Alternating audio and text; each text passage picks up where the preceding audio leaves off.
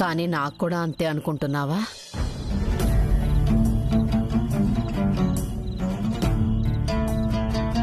నేను ఈ చేత్తో నిన్ను కొట్టాను.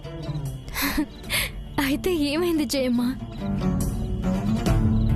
నీకేమీ బాధని పెంచలేదా? వాళ్ళందరూ ఒక ఎత్తు, నేనొక ఎత్తు.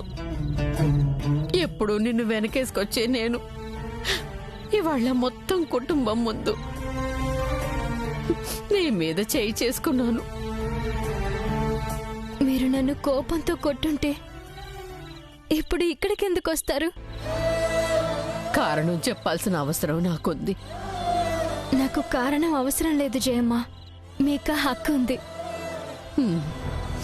నేనే గనక నీ మీద చేయి చేసుకోకపోయుంటే ఏజే నీకు ఎలాంటి పనిష్మెంట్ ఇచ్చి ఉండేవాడోనని భయం వేసి అక్కడున్న అందరి నోళ్లు మోయించడానికి నీ మీద చేయి చేసుకున్నాను భాను. నాకేమీ బాధ అనిపించలేదు జయమ్మ. నీ కోడళ్ల ముందు నీకు జరిగింది అవమానమే, కానీ ఏజే వైపు నుంచి ఆలోచించాను. ఏజేకి కుటుంబం అంటే ఎంతో అపేక్ష.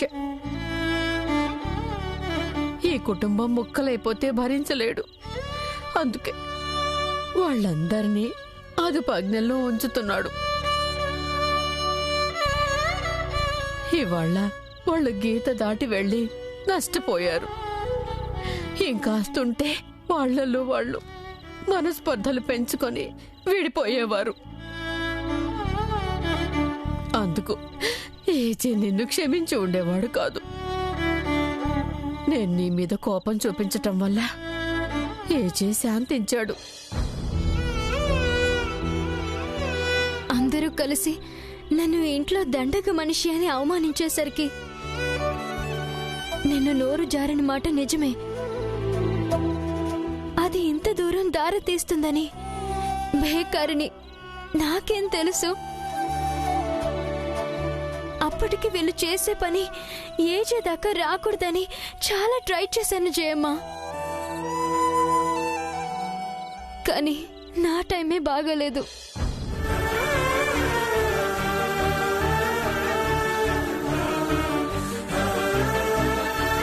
ఇదంతా ఏజే మనసులోంచి చెరిపేయాలంటే ఏజేకి నచ్చిన పని చెయ్యాలి నువ్వు.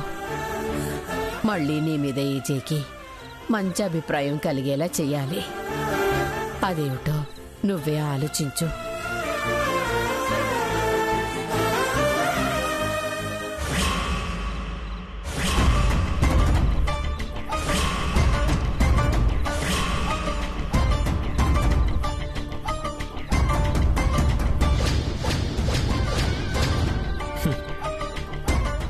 లైఫ్ అంటే నీదే.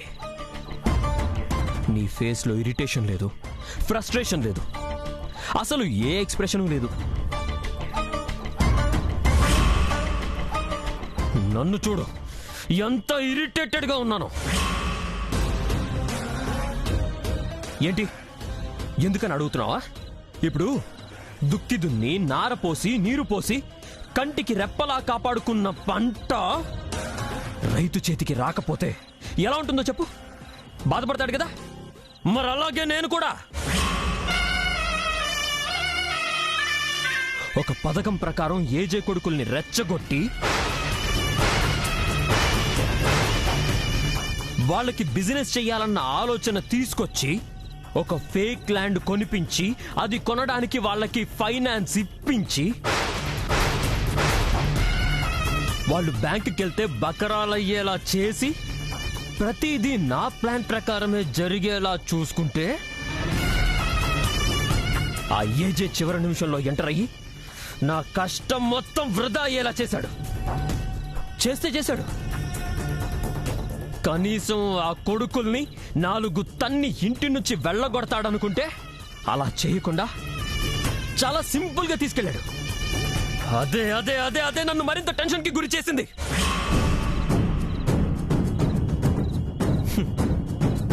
కానీ నా జాతకం ప్రకారం నా కష్టం అంతా వృధా కాదంట. ఖచ్చితంగా ఫలితం ఉంటుందంట. నా సుపీరియర్ ముందు నన్ను ఎదవని చేసి నా యూనిఫామ్ తీయించిన రోజున నేను ఎంత బాధపడ్డానో అంతకు 10 ఏజే బాధపడాలి. నరకం అనుభవించాలి. అదంతా కళ్ళారా చూస్తూ నేను ఎంజాయ్ చేయాలి.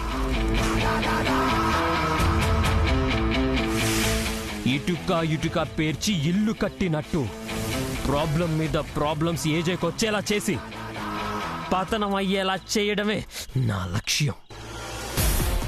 ఆ ఏజే తనకున్న పేరు ప్రతిష్టలు చూసుకునే కదా ఎగిరెగిరి పడేది. ఫస్ట్ వాటి మీద దెబ్బ కొడతా, కోలుకోలేని దెబ్బ కొడతా. ఈ బద్రి అంటే ఏంటో చూపిస్తా.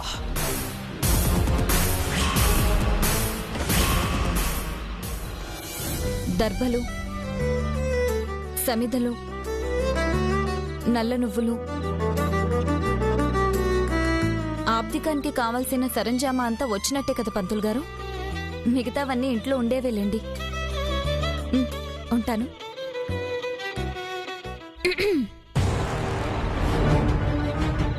ఏంటి ఇలా జరుగుతుందనుకోలేదు. ఏం జరుగుతుందని ఆశపడ్డావు? ఇల్లు ముక్కలైపోతుందని ఆశపడ్డావా? అన్నదమ్ములంతా విడిపోతారని ఆశపడ్డావా? ఏజే కొడుకులు కోడళ్ళు అందర్నీ వెళ్ళగొట్టేస్తాడని భ్రమపడ్డావా? మీ ఫ్యామిలీ ముక్కలైపోతే నాకేం ఒరుగుతుంది? అందర్నీ పంపించేసి అంతఃపురంలో రాణిలా ఏలేద్దాం అనుకున్నావు కదా. అందుకే కదా మా ఇంట్లో ఇలాంటి ముసలం పుట్టించింది. మీరంతా నన్ను అన్నదానికి చిరాకొచ్చి నేను బదులు చెప్పాను. అలా అనడం వల్ల ఇంత దూరం వచ్చింది కాబట్టి సారీ చెప్పడానికి వచ్చాను. నీకు సారీ వద్దంటే ఓకే, నా సారీ నేను తీసుకెళ్ళిపోతాను. నా దగ్గర సారీలన్నీ ఎప్పుడో షార్టేజ్ అయిపోయాయి. చాలా పొదుపుగా వాడుకోవాలనుకుంటున్నాను. అందులోనూ అర్హత లేని వాళ్ళకి ఇక నుంచి నా విలువైన సారీలు ఇవ్వదలుచుకోలేదు.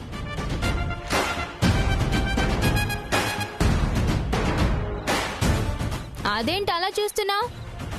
సారీలేవైనా పూరీలు అనుకుంటున్నావా?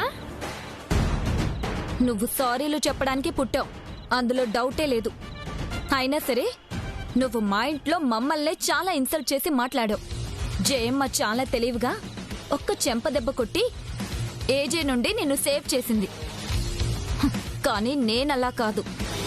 ఈ ఇంట్లో ఎలాంటి కార్యక్రమం జరిగినా నిన్ను ఆ దరిదాపుల్లో కూడా రానివ్వను.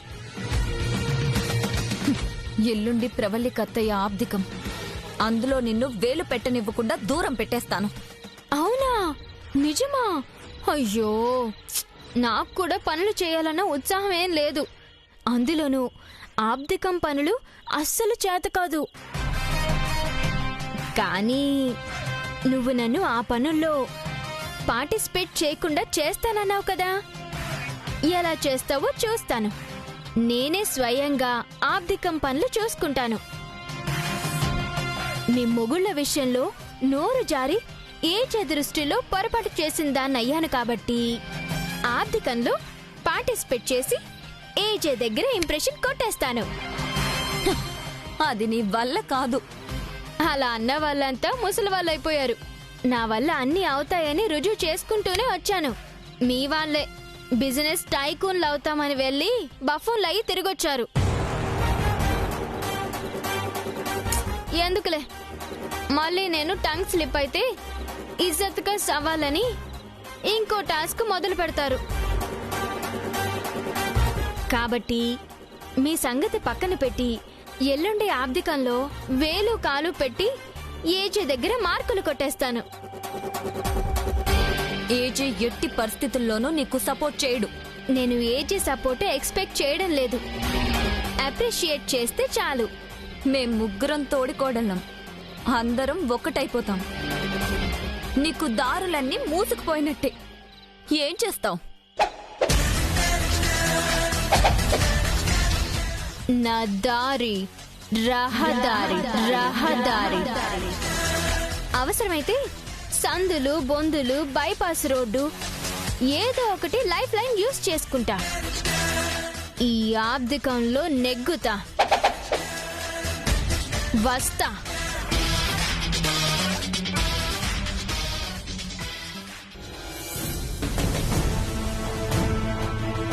ఈ తెంగర మేళానికి ఇంత జరిగినా కాన్ఫిడెన్స్ తగ్గలేదు.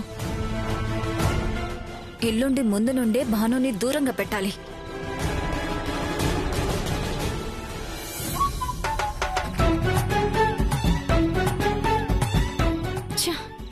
ఛాలెంజ్ అయితే చేశాను కానీ హిట్లర్ నన్ను ఆర్థికం అయ్యేదాకా రాణిస్తాడో లేదో.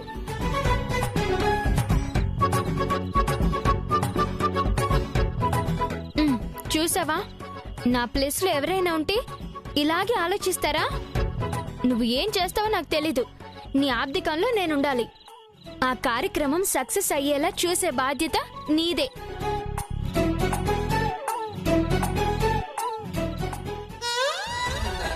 ఆహా, ఆకలేసే టైంకి పాలు పెట్టిన పని వాళ్ళు పరమాత్ములతో సమానం. వాళ్ళు వచ్చే జన్మలో ఆవులై లీటర్ల కొద్దీ పాలిచ్చెదరుగాక.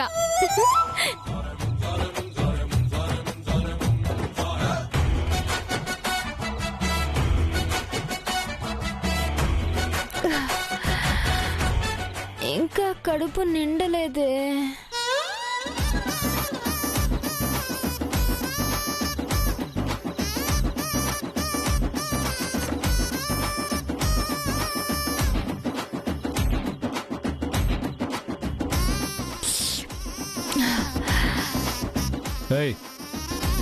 ఏంటి నువ్వు చేసిన పని? నేనేం చేశాను? పాలు తాగాను. 2 గ్లాసుల్లో పాలు పెట్టారంటే ఏంటి అర్థం? తాగమని అర్థం. 2 గ్లాసుల్లో పెట్టారంటే 2 ఉన్నారని అర్థం. ఓ, మొత్తం నువ్వే తాగేస్తావా? Senseless, useless. ఆగండి. లెస్ తిట్లు ఎప్పుడు లెస్ అవుతాయో, ఎప్పుడు ప్లస్ అవుతూనే ఉన్నాయి. ఆకలిస్తే పాలు తాగాను, మొన్నట్లో మందు తాగానా? ఆ మాత్రానికి ఇంత గొడవ చెయ్యాలా? అయినా ఇంట్లో పాలు కరువా? కాదు, మేనర్స్ కి కరువు. ఓ, అందుకేనా గొడవ పడుతున్నారు? ఏమన్నావు? పాల కోసం ఇంత రచ్చ? మా ఏరియాలో నా చిన్నప్పుడు మంచినీళ్ళ పంపు దగ్గర కూడా ఇంత దారుణంగా గొడవ పడేవాళ్ళు కాదు. ఏంటి? ఈ ఇంట్లో గ్లాసుడు పాలు కూడా పోయకుండా మార్చి చంపుతున్నారు. ఇంత దారుణమైన డొమెస్టిక్ వైలెన్స్ ని నేనెక్కడా చూడలేదు. ఇది వైలెన్సా లేకపోతే సైలెన్సా? న్యూసెన్స్. నాన్సెన్స్. ఎల్లుండే ప్రవళిక ఆర్థికం ఎంత బాగా చెయ్యాలని నేను ఆలోచిస్తుంటే నా సువిశాలమైన మనసుని అర్థం చేసుకోకుండా ఇన్ని మాటలంటారా? ఏయ్, నిన్న అసలు అందులో ఇన్వాల్వ్ కావద్దన్నాను. జయమ్మ చెప్పలేదా? జయమ్మ మీలాగా హిట్లర్ కాదు, ఇలాంటి మాటలు చెప్పదు. అయినా నేను చెప్తున్నాను, నువ్వు మాత్రం ఆప్తికం జరిగే చోటుకు రావడం నాకు ఇష్టం లేదు. అది కాదు. ఏయ్, నువ్వు నాకేమీ సోప్ వేయక్కర్లేదు. అంత దౌర్జన్యమే. జయమ్మ తప్ప అంతా నా మీద అధికారం చూపించేవాళ్లే. ఎప్పుడు నన్ను అంటారు. ఎవరెన్ని పొరపాట్లు చేసినా పాముని చుట్టినట్టు నా మెడకి చుడతారు. ఈ పాపం తగిలి ఏదో ఒక రోజు మీ మెడకు నిజం పాము చుట్టుకుంటుంది. అప్పుడు మీ ప్రతాపం ఏంటో తెలుస్తుంది.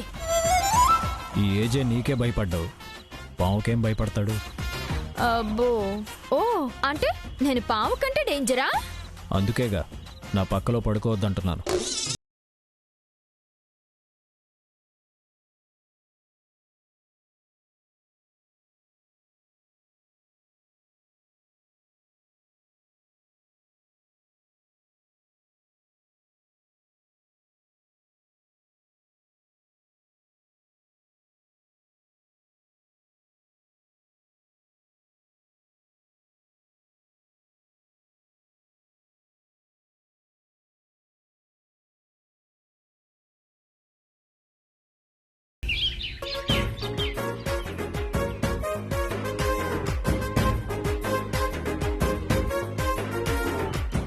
రాత్రి పాలు తాగినందుకే ప్రపంచంలోని పాల ఉత్పత్తులన్నీ నేనే మింగేస్తున్నట్టు ఎంత గొడవ చేశాడు హిట్లరు. రాను రాను నేనంటే చాలా అలసైపోతుంది. నా వాల్యూ తెలిసేలా చేయాలి. ఏం చెయ్యాలి?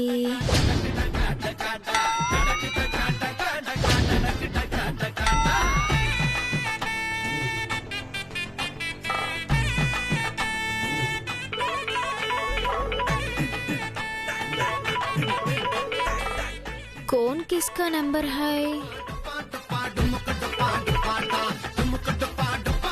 హలో, నేను నా దేశం ఫిలిం బ్యానర్ నుంచి మాట్లాడుతున్నాను. చెప్పండి. ఇంతకు ముందు మీకు యాక్టింగ్ ఇంట్రెస్ట్ ఉందని మీ పోర్ట్ఫోలియోను మా కంపెనీకి మెయిల్ చేశారు కదా. అవునవును, చెప్పండి. మేము భారీ బడ్జెట్తో మూవీ ప్లాన్ చేస్తున్నాం. మీకు వీలైతే రండి మేడం. భారీ బడ్జెటా? హీరో ప్రభాసేనా? లేదు మేడం, మేము వేరే హీరో అనుకుంటున్నాం. ప్రభాస్ కాదా? నాకు అసలు యాక్టింగ్ మీద విరక్తి పుట్టింది. వస్తే నా హీరో ప్రభాస్ పక్కనైతే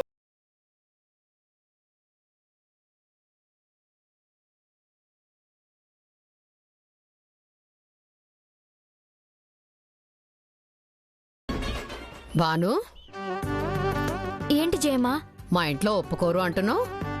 నువ్వు యాక్టింగ్ చేస్తానంటే ఎవరు ఒప్పుకోరు అనుకుంటున్నావు? ఊరికే ఇంట్లో వాళ్ళ మీదకి తోసాను జయమ్మా. నాకే ఇష్టం లేదు. రాత్రి నీ మీద చేయి చేసుకున్నాను కదా, ఆ బాధలో అంటున్నావా? ఈ గొడవలు ఇవన్నీ మర్చిపో భాను. నేను మీ విషయంలో అసలు ఏమీ ఫీల్ అవనని రాత్రే చెప్పాను కదా జయమ్మా.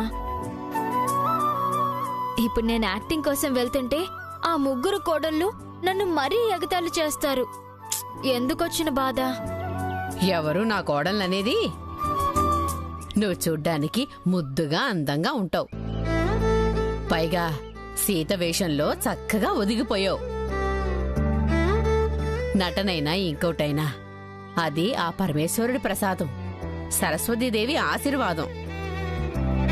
వచ్చిన కళ్ళని ఇలా నిరాశతో కాదనుకోకూడదు. నా ఫుల్ సపోర్ట్ నీకే. ఇప్పుడు అన్నవాళ్లే రేపు మా ఇంట్లో హీరోయిన్ ఉంది అని గర్వంగా చెప్పుకుంటారు. ఒప్పేసుకో. ఆడిషనే కదా, అప్పుడే అవకాశం రాలేదు జయమ్మా. నీ కాకపోతే ఎవరికొస్తుంది భాను? నీ తరపున నేను పూజ చేస్తాను. నువ్వు ధైర్యంగా వెళ్ళిరా, సరేనా? సరే జయమ్మా. All the best.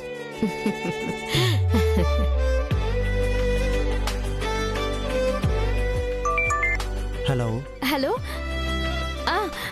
మా ఇంట్లో వాళ్ళు ఒప్పుకోమంటున్నారు. నేను ఆడిషన్స్కి వస్తాను. Dialogue papers, office address send చేస్తారా? Ya sure madam. లొకేషన్ పెడతాను, 10:30 కల్లా వచ్చేసింది.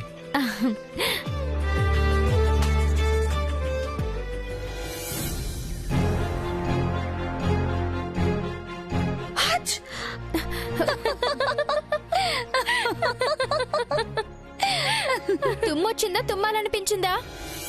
ముచ్చటగా ముస్తాబయ్యి ఎక్కడికో వెళ్తున్నట్టున్నావు. మళ్ళీ ఎవరి నెత్తి మీదకి ఏం తేవాలని ఇంత పొద్దున్నే బయలుదేరుతున్నావు? మీ ముగ్గురు నెత్తి మీదకి 3 కిరీటాలు కొందామని మీ ముగ్గుళ్ళు వెళ్ళి ఏం వెలగబెట్టారు?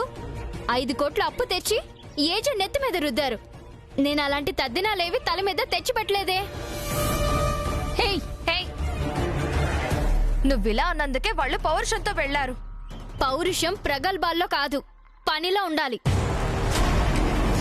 మీ వెనకాల 100 గోతులు పెట్టుకుని ప్రతిసారి నా మీద పడతారేంటి? నాకు సినిమాలో ఛాన్స్ వచ్చింది. ఆడిషన్స్ కోసం వెళ్తున్నాను. నువ్వా హీరోయిన్ వైపోదామని?